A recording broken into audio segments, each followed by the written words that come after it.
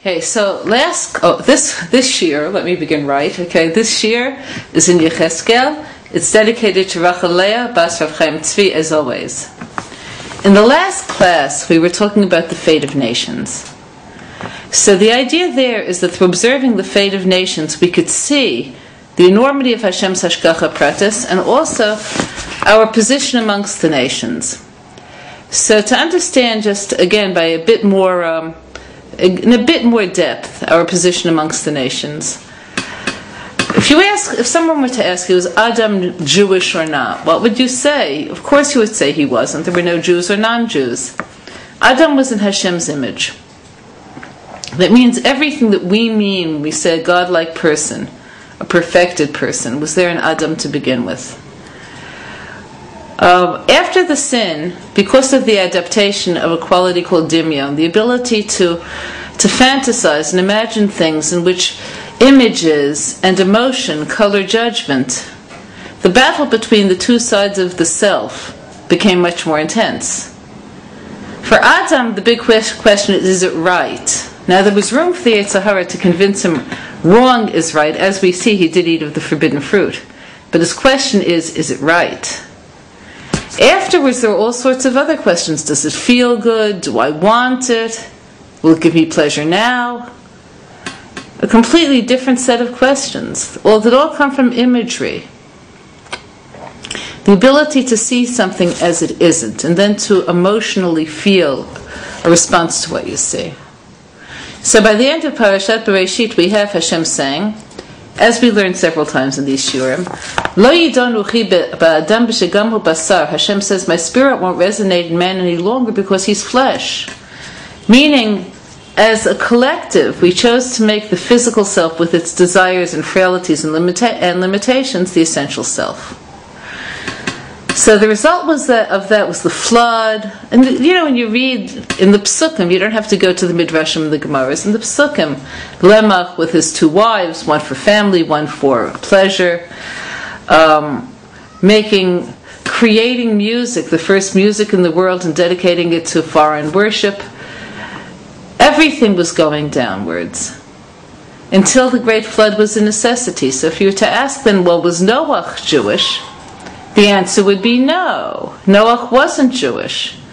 Noach understood. He knew God. He walked with God. He was a tzaddik with God's support, but he wasn't a seeker. He couldn't bring back God into the world. There wasn't enough inner awakening for that. Arguably, if he lived in a different time, there would have been. I'm not diminishing Noach. But the result of the flood was that the tikkun that had to be made, where people would again abandon imagery and seek, didn't happen.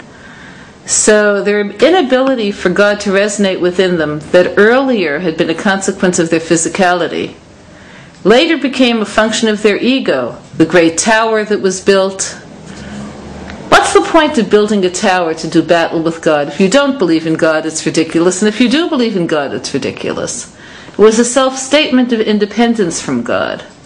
We don't need to believe in a God. God is a figment of imagination. In other words, they applied their understanding of imagery to the fact of God's existence because it was an inconvenient fact for them. As the Baal HaTanya points out, what unifies people is their soul. You and I, what do we have in common? Maybe not age, maybe not culture, maybe not education, maybe not family situation, maybe not style. But if you and I are Jewish, our souls are similar. We want the same things on the deepest level. When mankind reached a point where the soul was silenced by the body and had no shame before the body and wanted independence for the body, people stopped understanding each other. And the result was the division of the world to different languages and different peoples. The function of the Jews is to be the koach ha'me'ached, the unifying force that still gives mankind something in common with each other. Each nation of these original 70 aboriginal nations from which the countless nations that exist in the world today come from, each one of these nations has a certain spark of some cognizance of what being a human is, otherwise they would cease to be human, which they haven't. They still make choices, they're still accountable.